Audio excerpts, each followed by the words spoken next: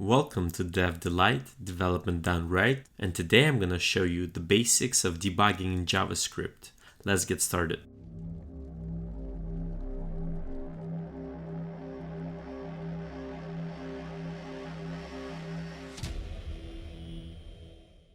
So over here I have index.html that links to devdelight.js, and the code is from one of my previous videos, which generates random numbers from 5 to 10.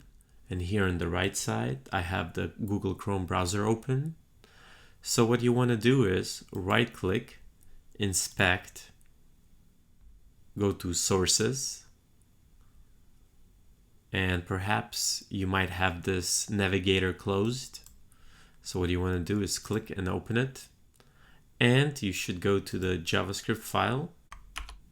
I zoomed in so you can see this better. Also, let me go and change some settings right here. We can change it to dark theme. Boom. Let's go back to sources. So on the right side here, I have my code. And you might also have this debugger closed. So what you want to do is click on this icon and it will show debugger. Now to debug JavaScript code, most people just use console, especially beginners. So I want to show you the basic way you can trace through your JavaScript code. Now the first thing you want to do is set a breakpoint. And what the breakpoint will do is pause your JavaScript code at that line number. So the way to do it is by clicking on the line number. I'll click 7 here. As you can see, we just set the breakpoint and you can tell it's right there. What also happened is it also showed up in our breakpoint section right here along with the code. Now what you want to do is refresh the HTML page again. And as you can see, it highlighted that line and paused. So the first thing you should notice is that in the scope, we have a variable I show up from our for loop counter. So the debugging can start here. For example, you can check if the I is being incremented correctly or not. And next thing what you can do is step over the next function call. So instead of going inside the function, it will skip that. It will just continue with the for loop. We press again. As you can see, our I got incremented. Now if you wanted to go and analyze the code in the function and debug through that, what you would do is step into the next function call. And now, as you can see, on our call stack, getRangeRandomNum appeared. And anonymous is our main code.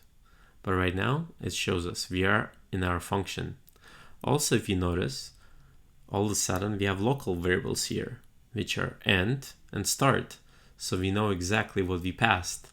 And they also appear right here at the top, next to our function. Let's continue.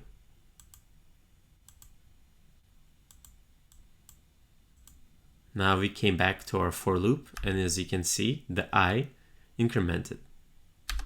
In the watch tab, you can enter any kind of expression and it will automatically recalculate it when it executes. So for example, we can copy part of this code, math.random multiplied by start end minus start. Let's add that. So right now it says it's not available. But if we step into our next function call, as you can see, it generates a value and it will update it in real time. Let's step over next function call. And it's not available again. Let's talk about what else you can do here. So step, it just goes down the line one by one. Step out of the current function is when you're analyzing a function and you just want to get out of it if you're done and if you want to go back to the main code. Step into the next function call goes right into the function if it's on that line. So you can analyze the code that you wrote in your function. step over the next function call, basically goes down and analyzes the code. But when it sees a function, it doesn't go in to analyze that code. It just steps over the function call. Script execution, it resumes the script, and if there's no any other breakpoints that you set, it will just continue executing the script. Now the other two here is deactivating breakpoints. That's basically just if you want to keep your breakpoints around, so you'd have to toggle them on all the time, but you want to eventually reactivate them back instead of going line by line and clicking on line numbers. And pause on exceptions is when your code throws an exception, the Chrome inspector will automatically start debugging it. Check this out. If I uncomment this line right here, throw a new error,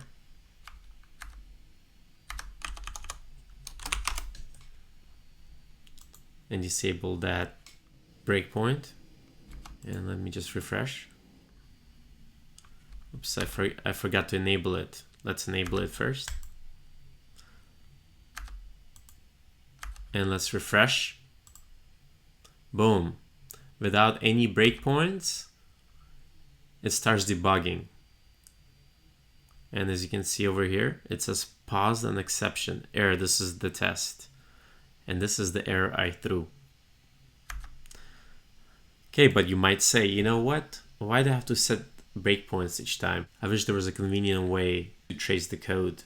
And there is. You can also set breakpoints in your code.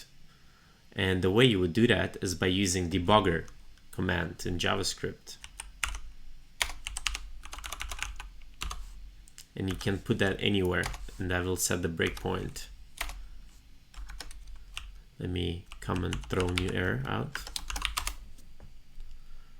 And let me refresh this page again.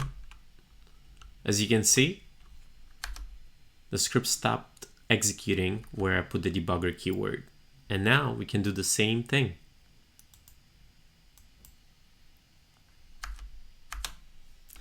All right, well, that's it for the basics of debugging JavaScript.